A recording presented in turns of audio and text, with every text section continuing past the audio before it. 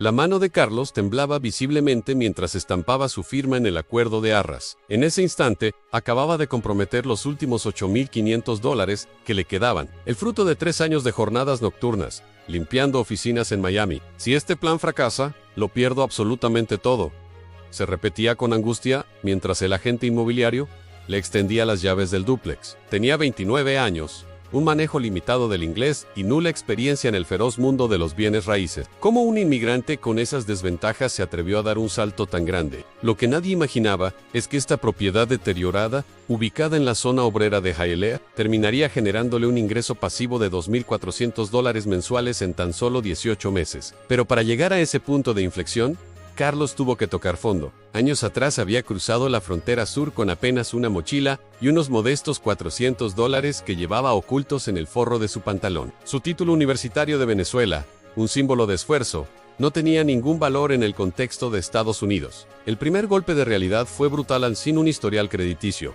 En el sistema americano eres completamente invisible.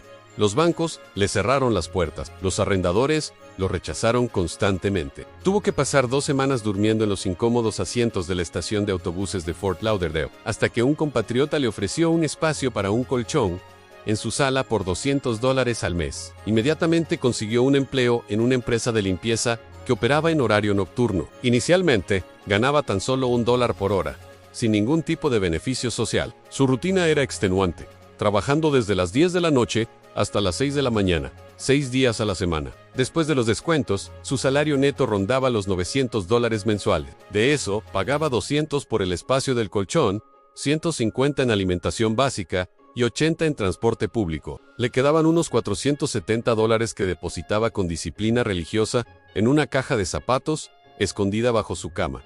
¿Qué harías tú con ese remanente? Algún día voy a comprar algo que sea mío, se repetía obsesivamente cada noche, mientras recogía la basura en las oficinas vacías. El verdadero problema no era el deseo, sino la absoluta falta de estrategia financiera. Durante 14 meses ahorró sin un plan claro. La inflación erosionaba lentamente su poder adquisitivo, sin que él lo notara. Para diciembre de 2022, había acumulado $7,500 en efectivo. Se sentía invencible. Fue entonces cuando cometió el error que casi le cuesta la ruina total. Un conocido del trabajo le presentó lo que llamó una oportunidad de oro. Invertir en un negocio de food truck o camión de comida. Ponemos $7,000 cada uno y en 6 meses recuperamos el doble, le aseguraron 2 socios venezolanos. Carlos, cegado por la avaricia y la desesperación, no hizo ninguna pregunta, no solicitó documentos legales, no verificó absolutamente nada. Entregó $7,000 en efectivo una tarde de enero sin pensarlo 2 veces. Por 3 meses, solo recibió fotos del food truck supuestamente en construcción. Luego, el flujo de imágenes se detuvo. Sus supuestos socios dejaron de responder sus mensajes y llamadas. Cuando finalmente los encontró, la cruda verdad salió a la luz. El negocio nunca existió. Uno de ellos había utilizado su dinero para saldar deudas personales. El otro simplemente había desaparecido sin dejar rastro. Carlos no tenía contratos, ni recibos, ni nada que lo respaldara legalmente. Perdió $7,000 en una estafa que fácilmente pudo haber evitado con una simple búsqueda en Internet. Se desmoronó por completo. Dejó de ahorrar por 2 meses. Empezó a refugiarse en la cerveza barata después de cada turno de limpieza. Subió 15 libras debido a la mala alimentación. Soy un idiota. Se autocastigaba mentalmente. Lo más doloroso no era la pérdida de dinero, sino la sensación de que jamás podría romper ese círculo vicioso de la pobreza, y que Estados Unidos solo premiaba a quienes ya contaban con una ventaja inicial. Estaba al borde de la rendición cuando ocurrió un giro inesperado. En abril de 2023, mientras limpiaba las oficinas de una prestigiosa firma de contabilidad, encontró un libro olvidado en un escritorio. Inversión en bienes raíces para principiantes. Lo hojeó por pura curiosidad durante sus 15 minutos de descanso. Una frase en particular lo impactó como un puñetazo en el estómago.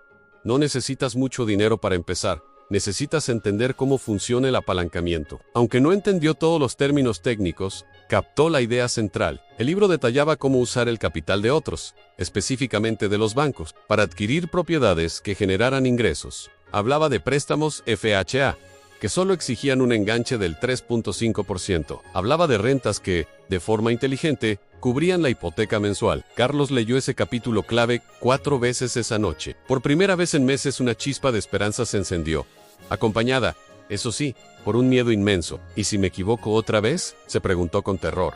Durante 3 semanas, investigó obsesivamente. Usaba las computadoras de la biblioteca pública para devorar videos de YouTube sobre inversión inmobiliaria. Así aprendió el concepto de dúplex, una propiedad con 2 unidades, donde la estrategia es vivir en una y arrendar la otra, en lo que se conoce como house hacking. Entendió los préstamos FHA, donde el gobierno federal asegura el crédito, minimizando el riesgo bancario. Descubrió que con un puntaje crediticio de 580 y ese 3.5% de enganche, podía calificar. El pero era gigante.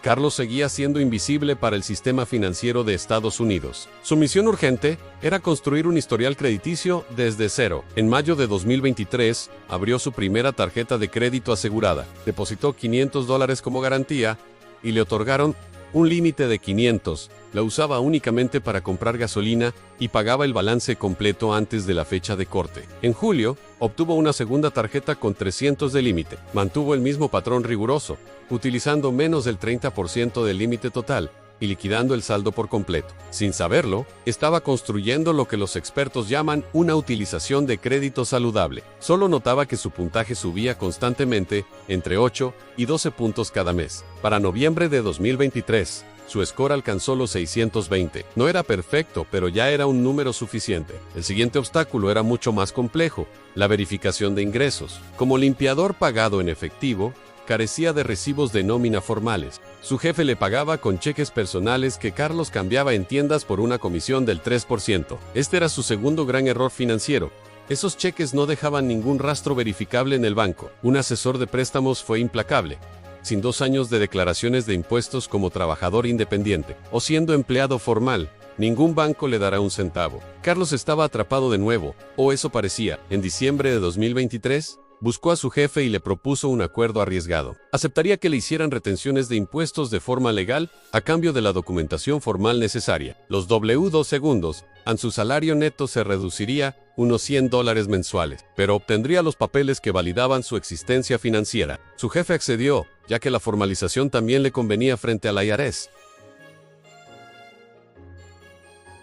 Ganaba menos dinero en el papel, pero estaba construyendo el único activo que importaba: un historial de ingresos verificable. Mientras tanto, continuaba su ahorro incansable. Para junio de 2024, había logrado guardar $11,200, a pesar de la estafa y los gastos básicos de supervivencia. Fue entonces cuando, de pronto, apareció el dúplex. Era un edificio que databa de 1978 en Hialeah, una zona poblada principalmente por comunidades venezolanas y colombianas. Tenía 2 apartamentos de 2 habitaciones cada uno. El techo mostraba terribles manchas de humedad.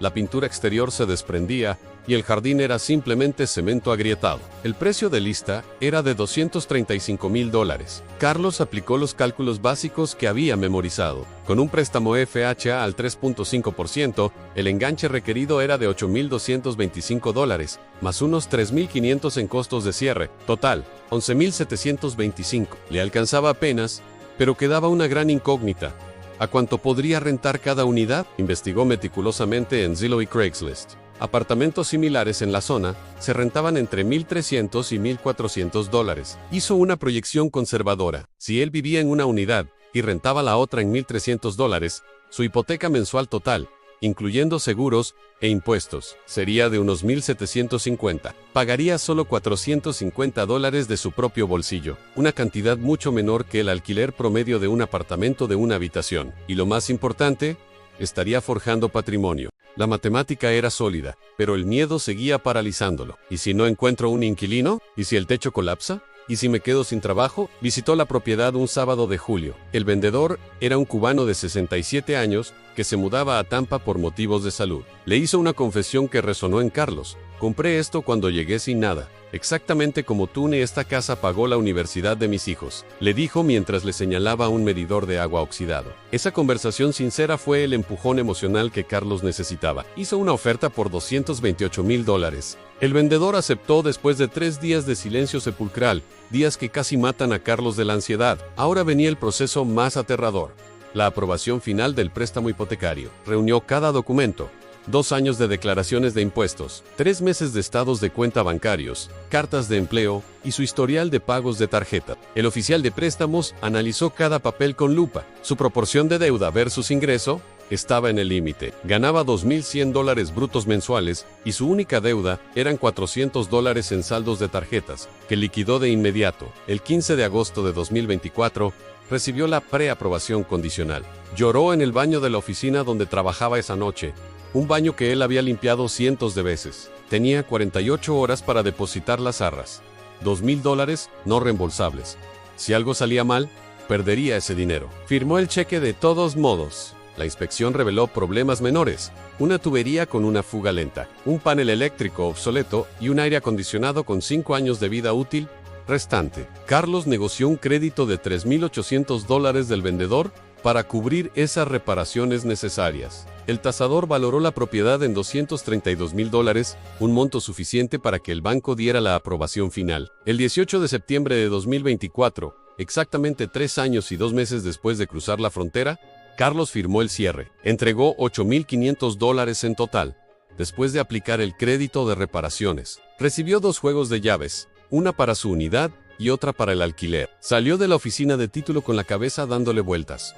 Era dueño de algo, por primera vez en su vida. La mudanza fue un caos organizado. La unidad superior, donde él viviría, tenía un olor a cigarrillo penetrante. Pasó un fin de semana entero, lijando, pintando y limpiando con vinagre. Compró muebles usados en Facebook Marketplace, una cama por $80, un sofá por $120, una mesa de cocina por $40. El gasto total en mobiliario fue de $350. La unidad inferior requería más atención. Contrató a un plomero venezolano que le cobró $600 por arreglar la fuga y revisar las conexiones. Un electricista actualizó el panel por $900. Él mismo pintó durante 4 noches seguidas después del trabajo, invirtiendo otros $400 en pintura y rodillos. En total, las reparaciones necesarias sumaron $1,900. Publicó la unidad inferior en alquiler el 1 de octubre. $1,350 mensuales, 2 habitaciones, un baño y estacionamiento. Recibió 11 consultas en solo 3 días.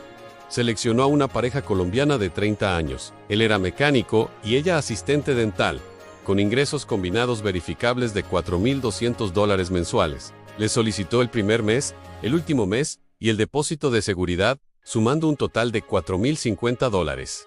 Firmaron un contrato de arrendamiento por 1 año. El 8 de octubre, Carlos tenía inquilinos formales antes de realizar su primer pago hipotecario. La sensación fue verdaderamente indescriptible. Ante todo el miedo, toda la incertidumbre acumulada durante años, se evaporó por completo esa tarde. Su primera hipoteca venció el 1 de noviembre. Un total de $1,785.